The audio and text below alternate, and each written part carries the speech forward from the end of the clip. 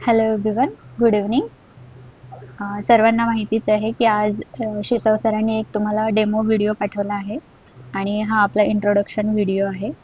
तर मी अमरावती येथे राहते. माझं नाव राणी अठोर उर्फ भिसे. मी निवम शाळेमध्ये काम करत होते आणि त्यापूर्वी मी पुणे येथे गुरुकुल शाळेमध्ये, चिखली येथे एक गुरुकुल आहे, त्या शाळेमध्ये 10 वर्ष काम केलेलं आहे.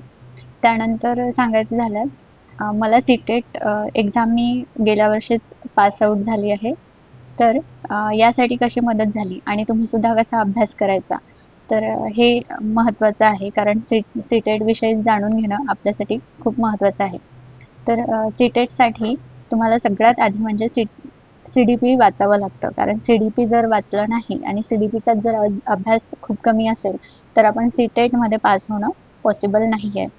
कारण त्यापूर्वी मी सीटेट एक्झाम दिली होती आणि CDPचा अभ्यास पण केला, पण इतका मात्र करू शकले नाही आणि मार्गदर्शक म्हणून कोणीही नव्हतं. पण यावेळेस मात्र शिसव सरांनी खूप मार्गदर्शन केलं आणि ते जसं जसं सांगतात तशा पद्धतीने मी अभ्यास करून सीटेट क्लिअर केलेली आहे.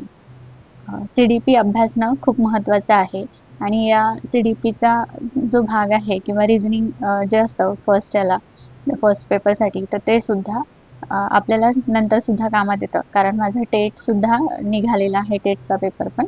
आणि हे सगळं काही सरांच्या मार्गदर्शनामुळे मी करू शकले आहे, कारण आज मी B.Ed करते अमरावती रामकृष्ण महाविद्यालय, जे रामटेक युनिव्हर्सिटीचं आहे, आणि सोबतच काम सुद्धा करत होते. तर त्यावेळी काम करून अभ्यास करणं हे शक्य नव्हतं, म्हणून मी फक्त सर जे व्हिडिओ पाठवतात ते व्हिडिओ रेग्युलर बघायचे, कारण पेपर्स बघणं पण तितकंच महत्त्वाचं असतं. जर तुम्हाला मार्क्स कव्हर करायचे आहेत तर व्हिडिओसोबत पेपर्स सुद्धा बघावे लागतात.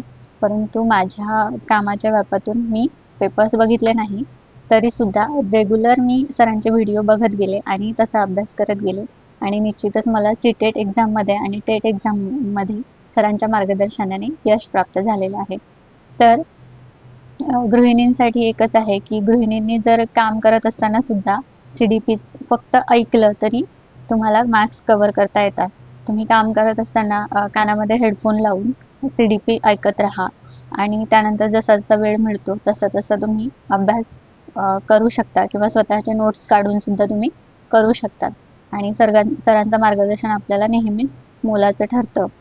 तर याच प्रकारे तुम्ही अभ्यास करत राहा, तुम्हाला निश्चितच यश मिळेल आणि तुम्ही सीटेट आणि टेट दोन्हीही क्लिअर करू शकता, कारण आता टेटला जरी वेळ आहे पण सीटेट आता येऊ शकते लवकरात लवकर आणि त्यामुळे तुम्ही सगळे विषय जे आहेत ते छोटे छोटे बारकावे घेऊन, कारण सीटेट ही हिंदीमधनं असते आणि आपल्याला हिंदी वर्ड्स तेवढे माहिती नसतात. जर तुम्ही हिंदी मराठी समजून घेतलं तर तुम्हाला या परीक्षेमध्ये निश्चितच यश येतं. तर आपण पुढील सेशनमध्ये भेटणारच आहोत. हा माझा थोडक्यात इंट्रोडक्शन व्हिडिओ होता. तर सगळ्यांनी अशा पद्धतीने अभ्यास करा. थँक्यू.